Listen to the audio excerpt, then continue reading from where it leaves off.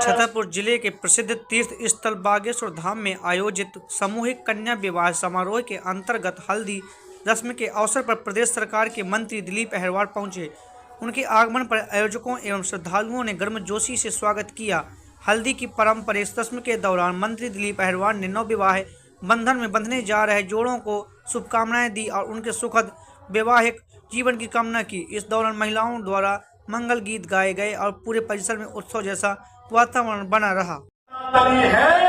उन सब पर आशीर्वाद हमारे बागेश्वर महाराज जी का है। मुझे बड़ी खुशी होती है, हम जब छतरपुर का नाम किसी भी स्टेट पर लेते हैं तो पहले हमारे छतरपुर को जाना नहीं जाता था। आज मैं कलकत्ता गया था।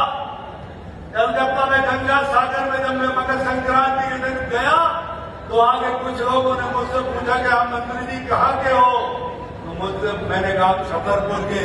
तो वो कहने लगे ये छतरपुर कहाँ है। हमने कहा ये छतरपुर वही है जहाँ हमारे संत भगवान बागेश्वर महाराज रहते हैं। वो छतरपुर हमारा है, हम सौभाग्यशाली हैं। मंत्री दिलीप अहिरवार ने कहा कि सामूहिक विवाह जैसे आयोजन समाज में सहयोग और समरसता का संदेश देते हैं। उन्होंने आयोजन समिति की सराहना करते हुए कहा कि जरूरतमंद परिवारों के लिए इस प्रकार के कार्यक्रम अत्यंत लाभकारी सिद्ध होते हैं। कार्यक्रम में बड़ी संख्या में श्रद्धालु, जनप्रतिनिधि एवं स्थानीय नागरिक उपस्थित रहे। हल्दी रस्म के साथ ही विवाह की तैयारियां और तेज हो गई हैं और पूरे क्षेत्र में उत्साह का माहौल बना हुआ है। तो कुत्ता भौंके करते रहे, ये हमारी बुंदेलखंड की परंपरा है। आप सबको पता है कि जब शेर पिंजरे में बंद होता है तो दूर से हम लोग देखा करते हैं और कुछ कुत्ते भी उसको दूर से ही भौंका करते हैं।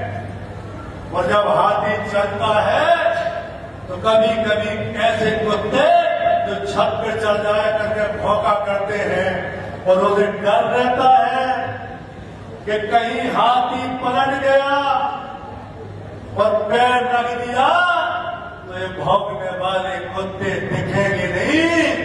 ऐसे हमारे सनातनी शेर बागेश्वर महाराज जी जिस प्रकार से आप काम कर रहे हैं, जिस प्रकार से छतरपुर के लिए काम कर रहे हैं, इस बुंदेलखंड के लिए और देश के लिए काम कर रहे हैं, हमारे देश के सनातन के लिए काम कर रहे हैं। अरे आपके साथ तो पूरा सनातन समाज आपके साथ है। कंधे से कंधा मिलाकर इस देश का 140 करोड़ सनातनी आपके साथ खड़ा है। शिमला विधानसभा क्षेत्र में मंत्री दिलीप अहिरवार की पहचान केवल एक जनप्रतिनिधि के रूप में नहीं बल्कि धार्मिक और सामाजिक कार्यकर्ताओं में सक्रिय भागीदारी के लिए भी बनी हुई है। अक्सर देखा जाता है कि वे मंदिरों की भूमि पूजन, धार्मिक कथाओं, सामूहिक भंडारों और संत महात्माओं के आयोजनों में प्रमुख रूप से उपस्थित रहते हैं। ऐसे में लोगों के मन में यह सवाल उठना स्वाभाविक है कि आखिर मंत्री दिलीप अहिरवार धार्मिक कार्यों में इतना आगे क्यों रहते हैं।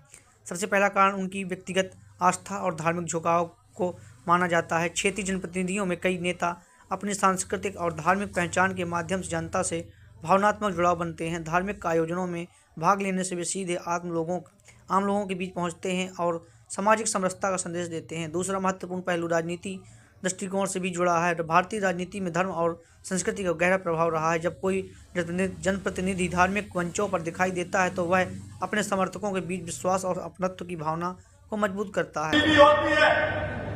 और मुझे कुछ चीजें भी सुनने को लिए मिलती है और देखने के लिए भी मिलती है, मगर एक बुंदेलखंड में आपने एक कहावत